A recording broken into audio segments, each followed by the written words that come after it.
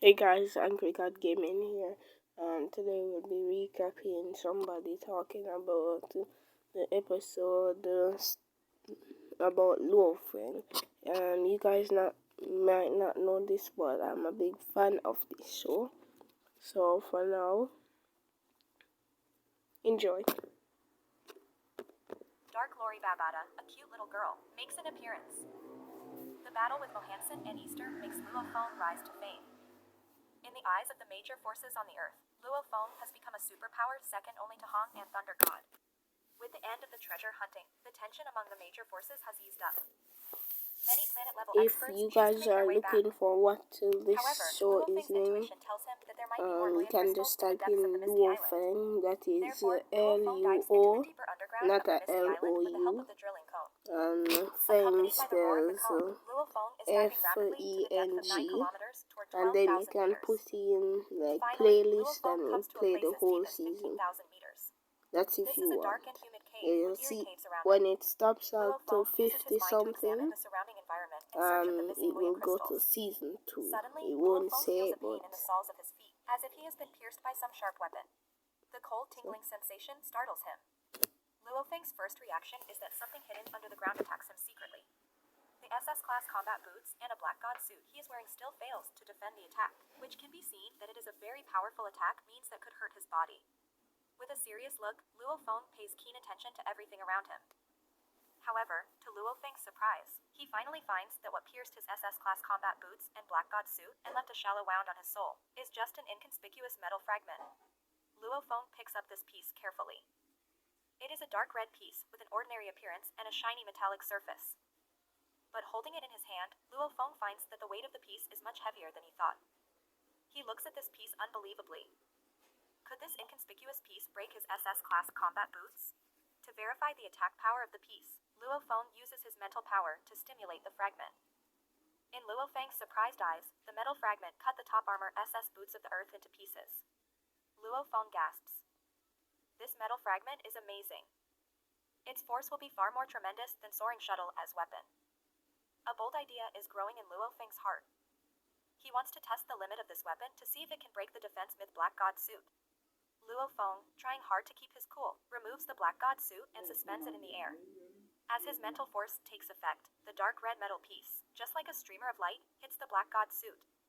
With the thick black liquid splashing, the metal sheet unexpectedly penetrates the Black God suit and comes out from the other side. Luofeng clenches his fists excitedly. He is sure that with this weapon, even Mohanson and Easter could not bear the terrible destructive power of it. Taking a deep breath, Luofeng tries to calm down. Why is there such a formidable weapon under the ground? I'm still Is there here, any I'm secret not in the gone. depths of the Misty Island?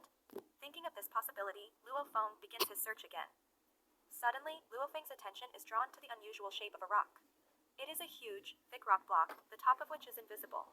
There is a sudden depression in the rock, showing a half-open metal door. Luofeng stares at the ancient gate in front of him, his heart filled with excitement. He knows that there must be an ancient relic in front of him, and it's an ancient relic from an alien civilization.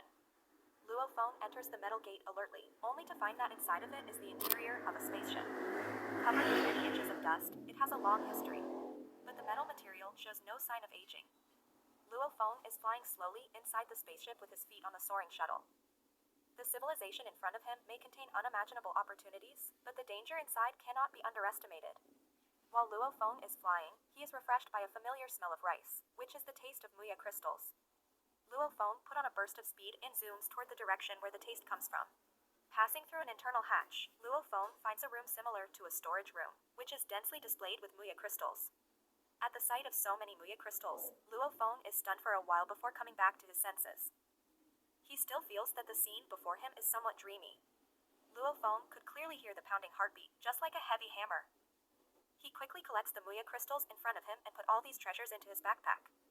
289. Luofeng says to himself in surprise when he's done with the collecting. The battles about Misty Island for so many days involves all forces on the Earth, and only 60 Muya crystals are collected. However, he discovers 289 Muya crystals in this historic site at once. Even Luofeng, who has always been calm, could not help shivering with excitement. Is it also because of this civilization that Misty Island abounds with Muya crystals? Luofeng strongly believes so. He plans to thoroughly explore this ship from the universe. When Luo Feng dives into the depths of the ship, he comes to a room that looks like a hall. In the middle of the room, Luo Feng finds a coffin with crystal structure. After a careful examination, Luo Feng is confirmed that there is no vitality in the crystal coffin, so he summons up his courage and takes a glance inside the crystal coffin. But just the glance of it makes Luo Feng petrified. A corpse is lying in the crystal coffin, which is several times larger than the human body. Its skin is as fair as jade, and the face is somewhat similar to the human face. Its vitality has disappeared, but its eyes are wide open. Just looking at it, Luo Feng is astounded, just like an ant looking up at a sleeping dragon. Its skin is as fair.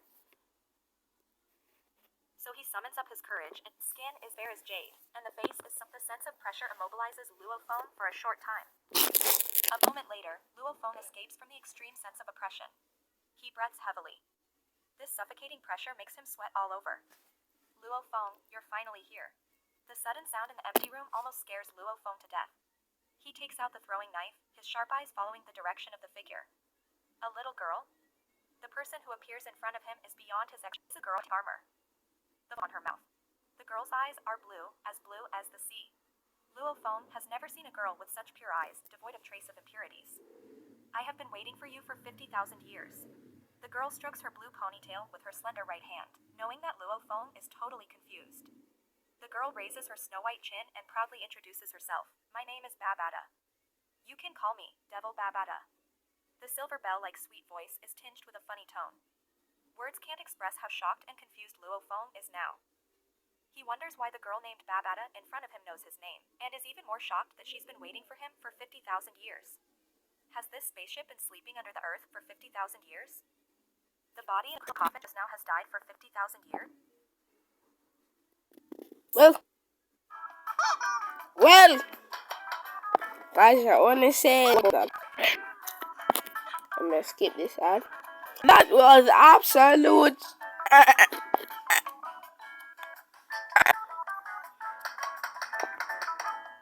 Oh, come on, will you just make me post a video?